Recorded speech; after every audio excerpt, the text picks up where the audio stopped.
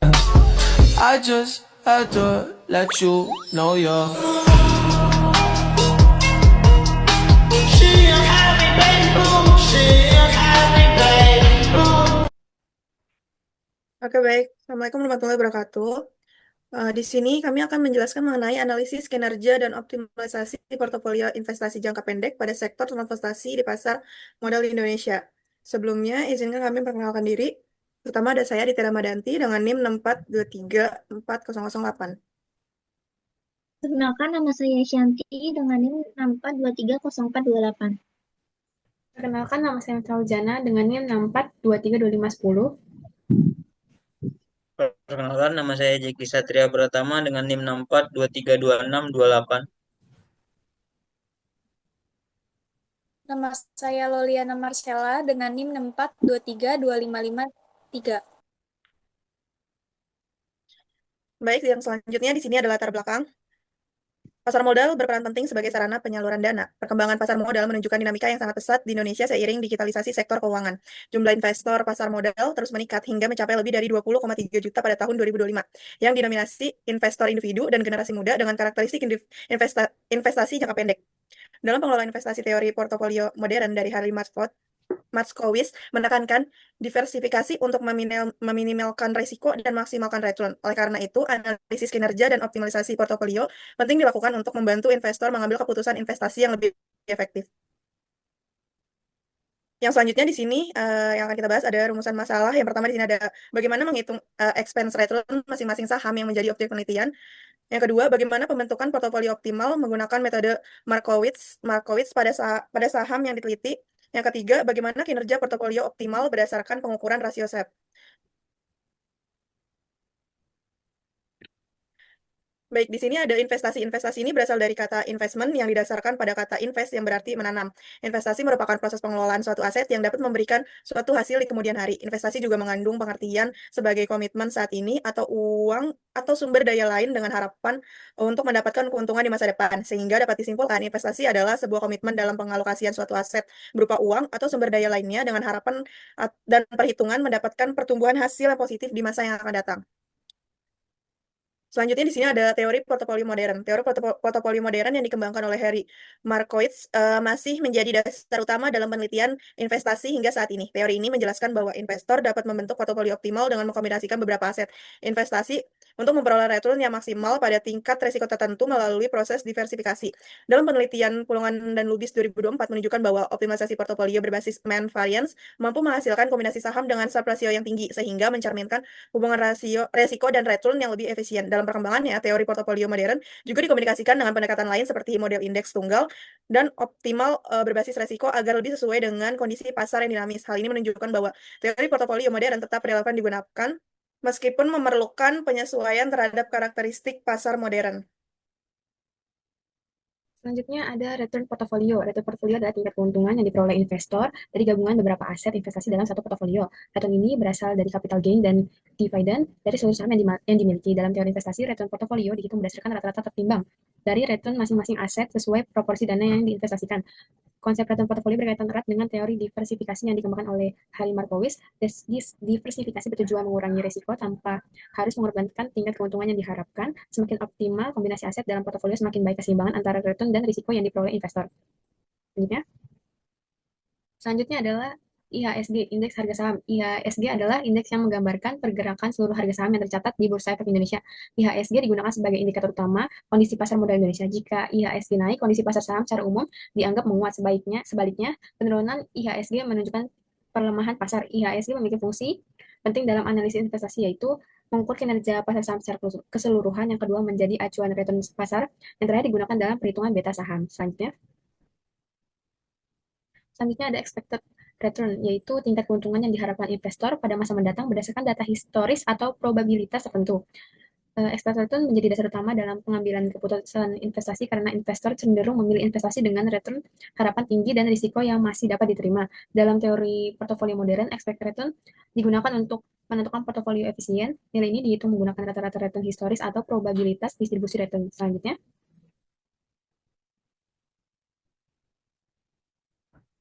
Selanjutnya ada konsep kinerja portofolio.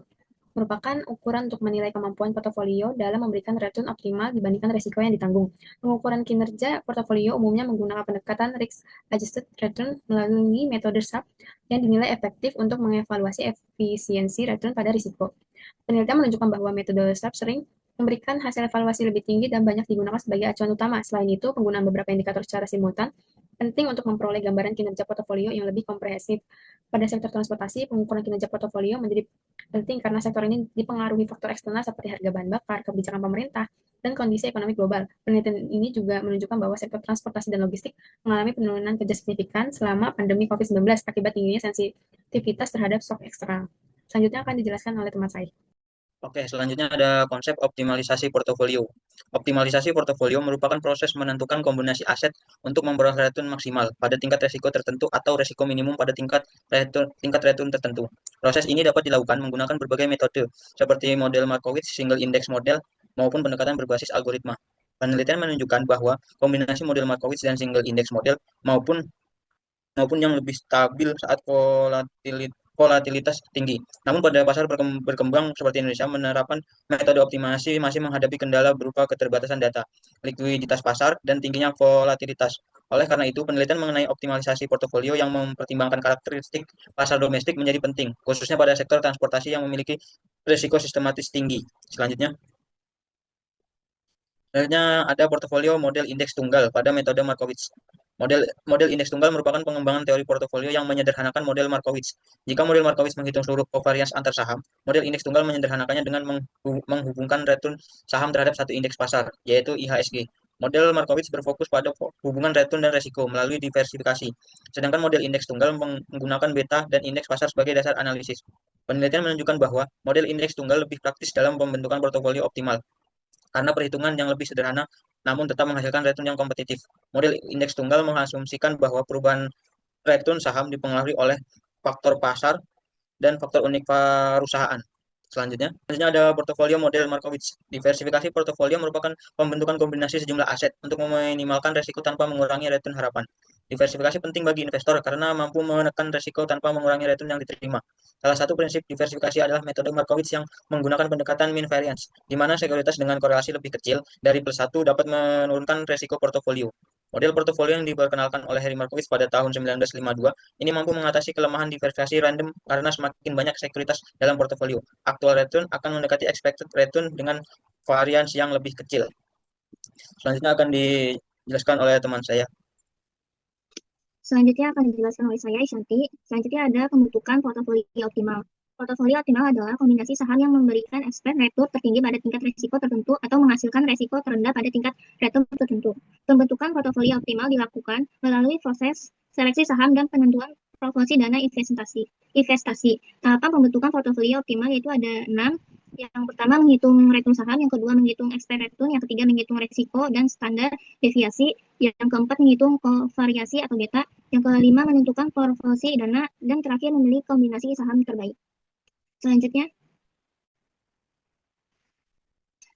ada fungsi pembentukan portofolio, yaitu ada 6. Yang pertama, menyeleksi saham yang layak masuk portofolio atau memenuhi kriteria investasi optimal. Yang kedua, menentukan proporsi dana, artinya dana investasi dibagi sesuai bobot tersebut agar diperoleh kombinasi investasi yang efisien. Yang ketiga, mengurangi risiko investasi melalui klasifikasi dilakukan dengan menggabungkan beberapa saham. Yang keempat, menghitung expected return portofolio, yaitu untuk menghitung tingkat keuntungan yang diharapkan dari keseluruhan portofolio. Expected return portofolio diperoleh dari gabungan return seluruh saham berdasarkan bobot investasinya. Yang kelima, menghitung risiko portofolio.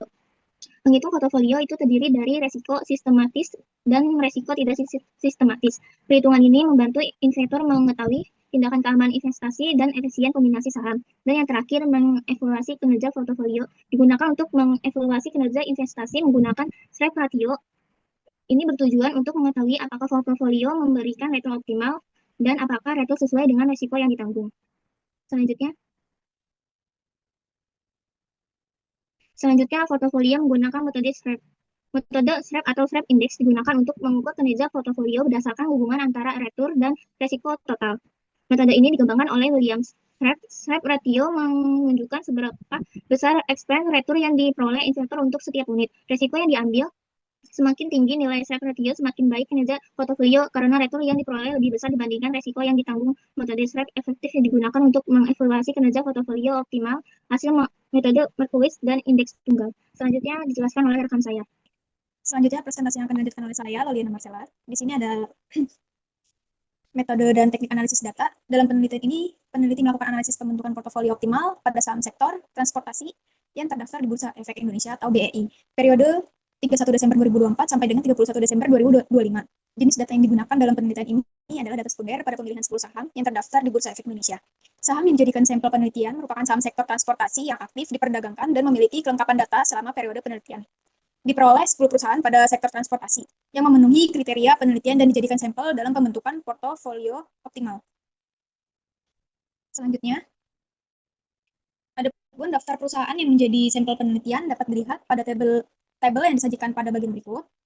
Pada penelitian ini, peneliti menggunakan 10 perusahaan sektor transportasi yang terdaftar di Bursa Efek Indonesia sebagai sampel penelitian. Pemilihan sampel dilakukan dengan teknik random sampling atau pengambilan sampel secara acak. Teknik ini dipilih karena memberikan kesempatan yang sama bagi setiap perusahaan dalam populasi untuk terpilih menjadi sampel penelitian, sehingga dapat meminimalkan proses pemilihan sampel. Penggunaan metode random sampling juga bertujuan untuk menghasilkan sampel yang referensif terhadap kondisi perusahaan-perusahaan di sektor transportasi. Dengan sampel ini, hasil analisis yang diperoleh diharapkan mampu menggambarkan kondisi sektor transportasi secara lebih objektif dan dapat digunakan sebagai dasar dalam menarik kesimpulan peneliti. Selanjutnya.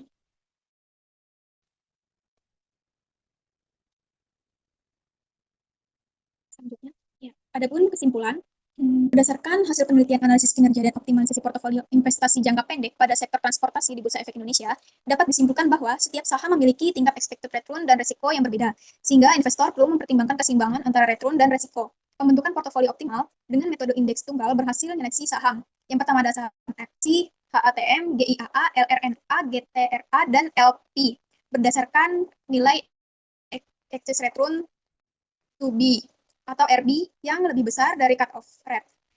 Proporsi dana portofolio dibentuk berdasarkan nilai ZI dan WI, di mana saham aksi memiliki proporsi terbesar karena memberikan kontribusi return yang lebih optimal terhadap risiko portofolio. Evaluasi kinerja menunjukkan bahwa portofolio optimal yang baik dengan risiko yang terkendali melalui diversifikasi, sehingga dapat mengurangi risiko tidak sistematis dan meningkatkan efisiensi investasi jangka pendek. Penelitian ini memperkuat teori portofolio modern bahwa kombinasi saham optimal dapat membantu investor maksimal return dan minimal risiko, serta dapat menjadi referensi strategi investasi jangka pendek pada sektor transportasi di pasar modal Indonesia. Demikian pemaparan yang dapat saya sampaikan.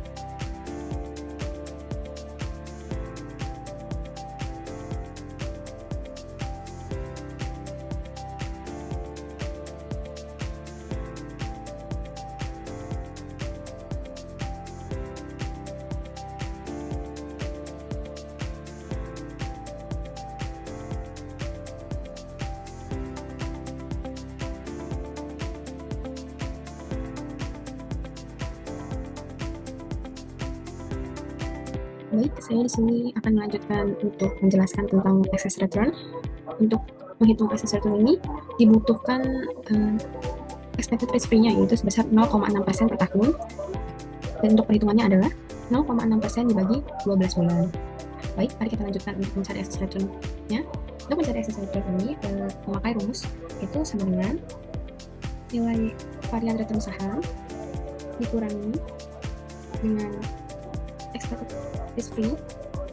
Jangan lupa untuk menekan F4 karena untuk mengunci rumusnya agar tidak berpindah. Lalu tarik rumusnya.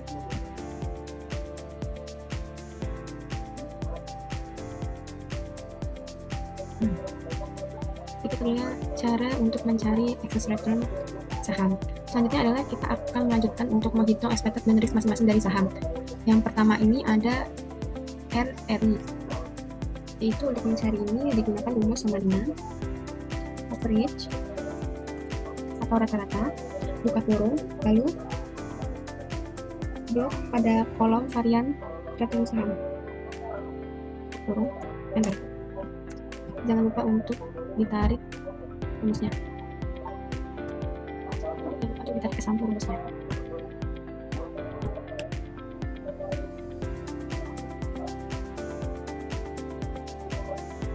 Lalu yang kedua kita akan mencari standar deviasi. Untuk mencari standar deviasi ini rumusnya yaitu sama dengan STDDEV, buka kurung, lalu blok kolom variasi return saham, tutup kurung, enter. Lalu tarik.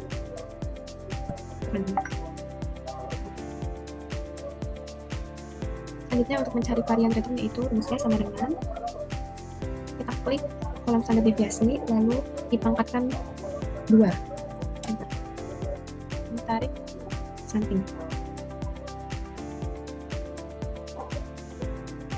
Dilanjutkan dengan standar deviasi excess return. Untuk ini masih sama seperti standar deviasi, rumusnya yaitu sama dengan STDDEV, buka kurung, lalu kita blok pada kolom excess return saham ya, tutup kurung, enter. Lalu ditarik rumusnya ke samping. Untuk varian excess return ini masih sama dengan varian return, yaitu rumusnya sama dengan standar deviasi excess return lalu dipangkatkan 2, enter. Tarik rumus ke samping. Oke. Selanjutnya kita akan mencari hitungan dari beta, RB, dan alpha. Untuk beta sendiri ini rumusnya adalah sama dengan slope, buka kurung, lalu blok kolom varian return saham, titik koma, lalu blok kolom IHSG pada return saham. Jangan lupa untuk menekan F4 agar terkunci, lalu tutup kurung, enter. Tarik hingga seperti ini.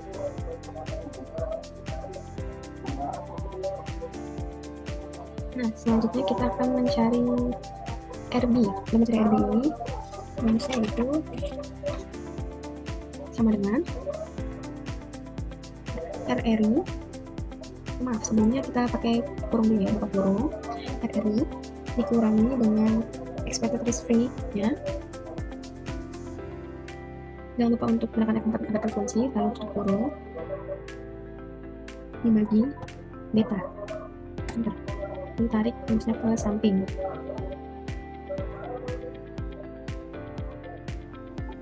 Selanjutnya adalah kita mencari alpha. Untuk alpha ini menggunakan rumus sama dengan intercept,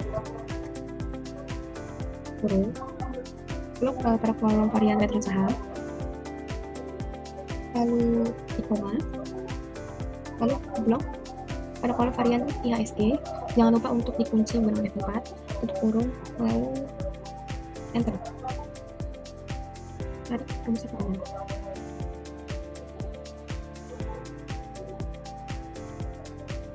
Selesai dengan beta, RB, dan alpha, selanjutnya kita akan memperhitungkan AI, BI, CI, WI, dan DI. Yang pertama adalah kita ke AI dulu, yaitu rumusnya sama dengan buka kurung, RRI, klik RRI, lalu dikurangi dengan expected risk free-nya. Jangan lupa untuk dikunci dengan F4, lalu tutup kurung, dikali beta,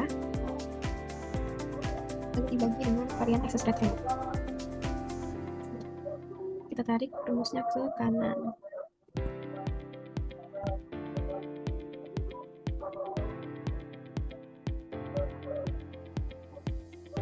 Selanjutnya adalah untuk mendapatkan BI, yaitu sama dengan beta berpangkatkan 2, lalu dibagi varian excess return, enter.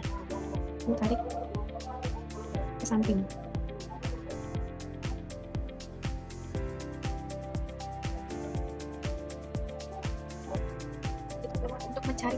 Untuk mencari CI, rumusnya sama dengan buka kurung, varian return dikali AI, tutup kurung, lalu dibagi dengan buka kurung 1 plus varian retro begini, lalu dikalikan dengan BI, tutup kurung, enter.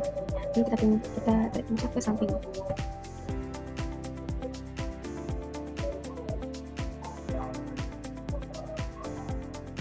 Setelah ini itu kita akan langsung cari cut off rate-nya.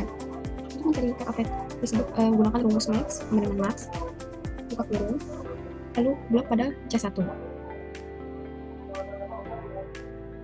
Kurung, enter. Nah, setelah mendapatkan cut off rate-nya, kita akan mencari ZI ya. Untuk ZI sendiri rumusnya itu sama dengan beta dibagi dengan varian excess retro, lalu dikalikan dengan buka kurung RB, dikurangi dengan expected risk free-nya. Jangan lupa untuk dikunci dengan F4 ya. Lalu tutup kurung, dibagi, buka kurung, RB, dikurangi dengan cut off rate-nya, tutup kurung, enter. Lalu tarik,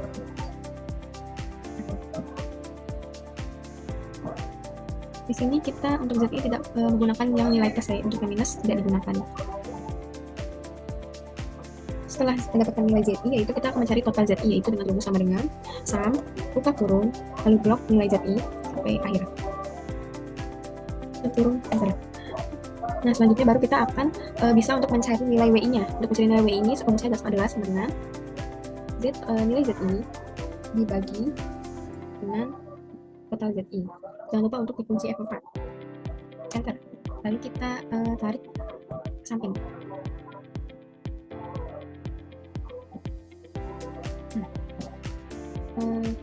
Itu demikianlah perhitungan dari expected dan risk masing-masing saham dan juga excess return saham. Sekian untuk penjelasannya. Selanjutnya akan dijelaskan oleh teman saya. Halo, perkenalkan nama saya Luliana Marcella. Di sini saya akan menjelaskan pembentukan portofolio optimal, di mana nilai RB dan nilai cut off rate-nya sudah dihitung. Lalu masukkan kode saham dan nilai masing-masing RB-nya, serta cut off rate-nya juga dimasukkan. Untuk menentukan pembentukan portofolio optimal, yaitu kode saham aksi, nilai RB-nya lebih besar daripada cut off rate. Kode saham asa, nilai RB-nya lebih kecil daripada cut off rate.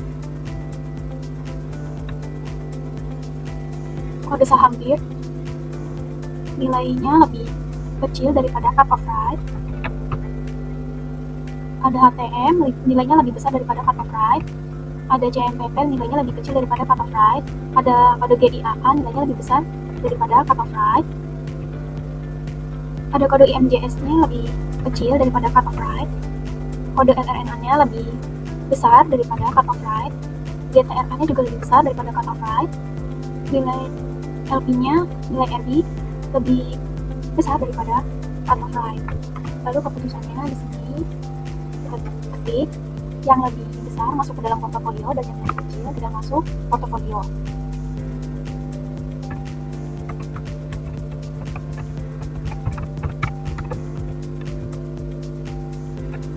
Untuk nilai RB-nya yang lebih kecil berarti tidak masuk portofolio.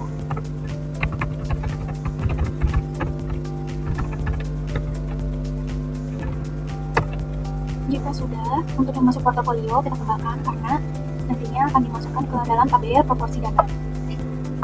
Untuk proporsi dana ini adalah kode saham yang masuk ke dalam portofolio. Dan untuk melihat nilai proporsi dananya itu bisa dilihat dari kode UI di setiap masing-masing kode saham. Kode saham aksi ada nilai 31%, HATM 6%, GIAA 4%, RRNA 3%, GTRA 2%, dan kode saham LP ada 3%. Ini saya akan menjelaskan pembentukan portofolio optimal. Yang pertama itu ada unit sistematis, yang kedua ada alpha portofolio, yang ketiga ada beta portofolio, yang keempat varian residual portofolio. Yang pertama kita akan mencari unit systematic risk dengan rumus sama dengan beta pangkat 2 beta pangkat 2 ditambah varian retus yang IHSG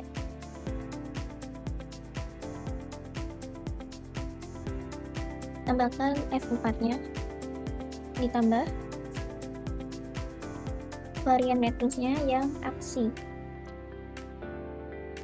Enter. Selanjutnya kita tarik ke samping. Yang kedua kita mencari alpha portofolio dengan rumus sama dengan YI kali alpha. YI kali alpha. Enter. Tarik lagi ke samping sampai ILP. Selanjutnya yang ketiga mencari rumus beta portofolio dengan rumus sama dengan WI kali beta. WI kali beta. Enter. Tarik lagi ke samping. Dan terakhir kita akan mencari varian residual portofolio dengan rumus sama dengan WI kali unit systematic risk. Enter. Selanjutnya kita tarik lagi ke samping. Nolnya kita hapus saja. Dan untuk mencari totalnya kita menggunakan rumus sum sama dengan sum tutup kurung dari aksi sampai ke ILP tutup kurung. Enter. Selanjutnya kita tarik ke bawah. Dan ini untuk hasil mencari pembentukan portofolionya. Selanjutnya kita akan menghitung total expense return portofolio. Masukkan alpha portofolionya sama dengan alpha portofolio. Enter. Dan beta portofolionya sama dengan beta portofolionya. Enter. Dan IRN-nya sama dengan, kita cari ke atas IRN-nya yang IHSG. Langsung enter. Dan untuk totalnya dengan cara alpha portofolio ditambah beta portofolio dikali IRN-nya sama dengan tutup kurung alpha portofolio ditambah beta portofolio tutup kurung dikali IRN-nya. Enter. Dan ini untuk hasil expense itu portofolionya. Untuk selanjutnya akan jelaskan oleh rekan saya. Terima kasih. Oke, selanjutnya kita mencari resiko portofolio. Untuk mencari resiko portofolio di kolom pertama kita masukkan dulu rumus total beta portofolio pangkat 2 dikali varian return market. Pertama sama dengan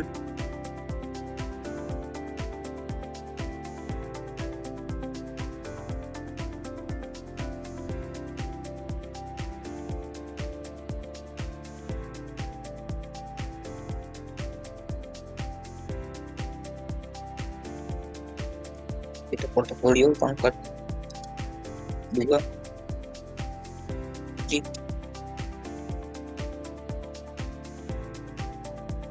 varian marketnya.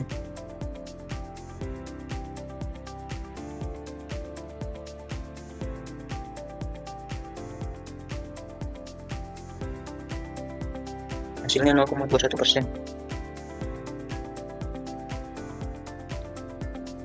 Lalu yang di kolom kedua kita cari dulu rata-rata varian returnnya. Itu menggunakan rumus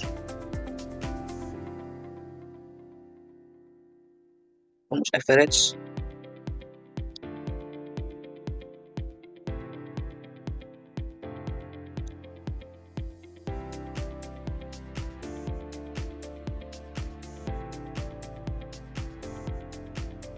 plus varian return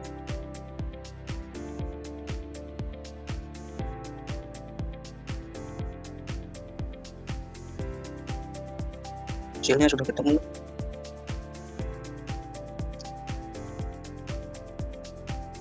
Setelah itu masukkan rumus total W pangkat 2 dikali average varian pangkat 2 dan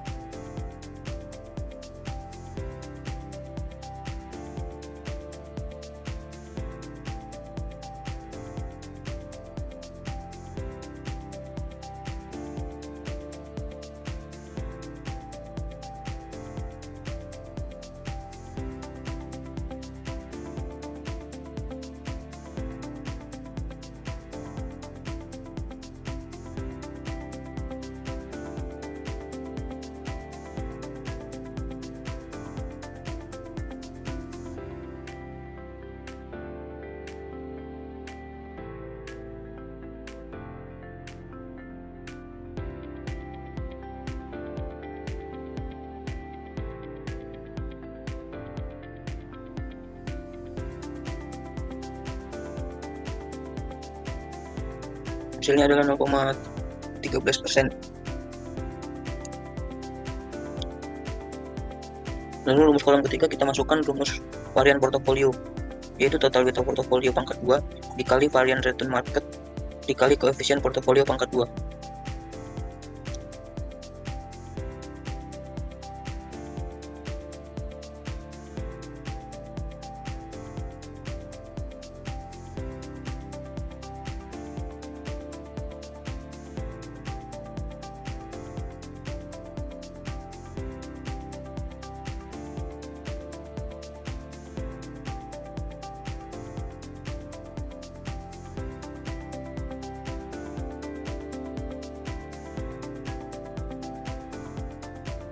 Hasilnya adalah 0,16%. Langkah selanjutnya yaitu menghitung resiko portofolio dengan menggunakan rumus varian portofolio, atau lebih gampangnya pakai rumus Excel yaitu XDRT varian portofolio.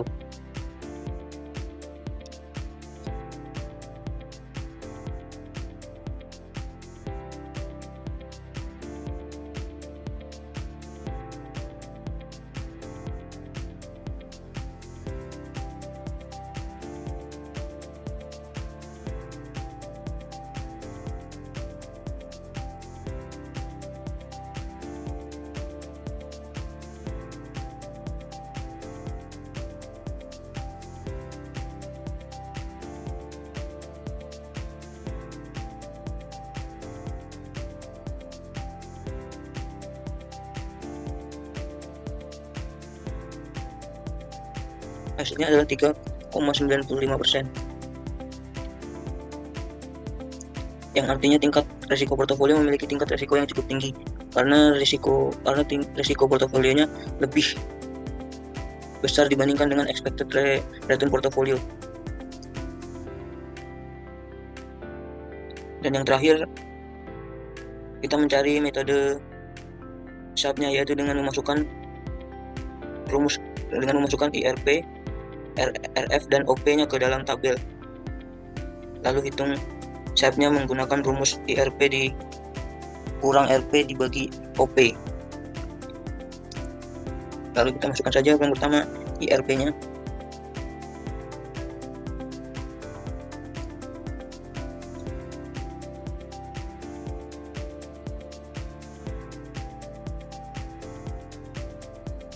Yang kedua RF.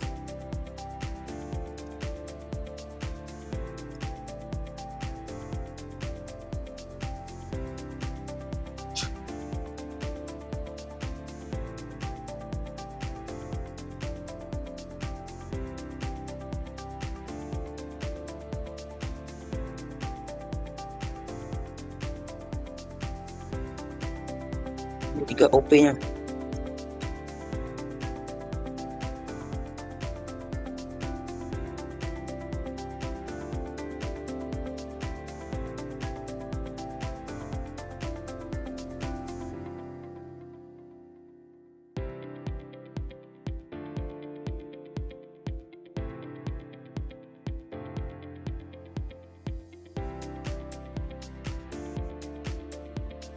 Lalu kita gunakan rumus untuk mencari metode SHAP-nya. yaitu dengan memasukkan rumus sama dengan dalam kurung IRP dikurang RF kurung dibagi OP. Hasilnya adalah 41%.